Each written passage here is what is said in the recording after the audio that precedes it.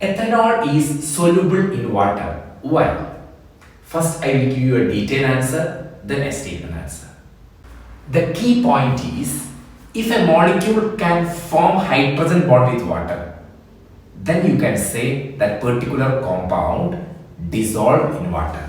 So, if a compound can form hydrogen bond with water, then it dissolves in water. Okay, let us have a look. See, here you already know, right? Oxygen is highly electronegative. So, what will happen? This become partially negative, partially positive, partially negative, partially positive, partially negative, partially positive, right?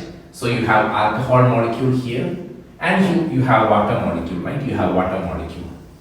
Now what will happen? See, you can see negative charge oxygen and positive charge hydrogen, right? They are very close, and definitely what will be there? There will be a hydrogen bond between this, intermolecular hydrogen bond. There will be a hydrogen bond between this, right? So you can see hydrogen bond established between alcohol molecule and water molecule. So definitely alcohol molecule dissolved in water. Hope you understand. Here is the statement answer for you. Ethanol is soluble in water because it can form hydrogen bond with water.